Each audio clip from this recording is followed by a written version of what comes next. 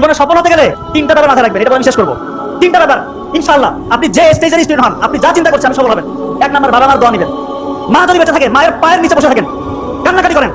মারা অনেক সময় বয়স হয়ে যাওয়ার পরে উল্টাপাল্টা বলতে পারে, এটা মনে কিছু নেওয়া যাবে না। মা তো বলতে পারে, পা ধরে তাকে মাপ চান, ক্ষমা চান, মায়ের দোয়া নেন, জীবন বদলে যাবে। কোথায় যাবেন আপনি চিন্তা করতে পারবেন না। বাবা বেঁচে থাকলে বাবার দোয়াটা নেন। 2 নাম্বার হচ্ছে অধ্যবসায় লাগবে, অধ্যবসায়টা লাগবে, এবং কিভাবে করতে হবে সেটা আমি বলেছি, সিস্টেমটা আমি বলেছি। নাম্বার 3, গোপন গুনাহ ছেড়ে দিতে হবে, গোপন ইবাদত করতে হবে।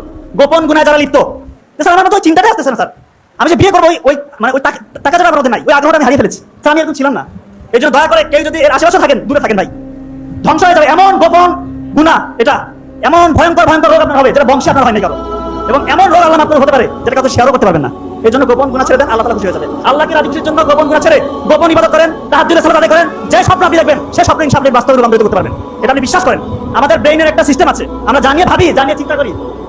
ব্রেইনের মধ্যে তখন রেটিকুলার অ্যাক্টিভিটি সিস্টেম চালু হয়ে যায়, RAS বলে। জানিয়ে চিন্তা করবেন, জানিয়ে ভাববেন, ব্রেইন তখন আপনাকে ওইভাবে পরিচালিত করবে। আর আল্লাহর সাথে কানেকশন আপনার আছেই। তার মানে এখন যারা চিন্তা করছেন যে আমি বড় ডাক্তার হবো বা ইঞ্জিনিয়ার হবো, বড় সায়েন্টিস্ট হবো, ইসলামের বড় দিনে দায়ী হবো, আলেম হবো, ইসলামকে নিয়ে চিন্তা করেন। 700 শতাব্দীর দিকে ইসলাম কোথায় ছিল? এমন বিস্তৃত সাম্রাজ্য তারা দখল করেছিল, ওই সময় পর্যন্ত কারো অধীনে এত বড় রাজ্য ছিল না। অত শুরু হয়েছিল কোথা থেকে? এটা সামান্য একটা গোত্র, একটা উপজাতি ছিল তারা। নবী করিম সাল্লাল্লাহু আলাইহি ওয়াসাল্লামের বদৌলতে তারা গোটা বিশ্ব দখল করেছিল। তো আপনাদের মধ্যে এখন ওই চিন্তাটা জাগ্রত করতে হবে যে আমি পারবো, শুধু ডাক্তার ইঞ্জিনিয়ার হলে হবে না, এমন কিছু করতে হবে ইসলামের কাজের জন্য লাগে। ইসলামের জন্য নিজেকে ডেডিকেশন নিয়ে আসি নিজের মধ্যে, যে ইসলামের জন্য আমি কাজ করবো। গোপন ইবাদত করেন, আপনি যা চাচ্ছেন তাই পাবেন ইনশাআল্লাহ। আশা করছি বুঝতে পেরেছেন। সবাই ভালো থাকবেন, আপনাদের মনে আল্লাহ পূরণ করুক। দোয়া রাখবেন, ভালো থাকবেন। আসসালামু আলাইকুম।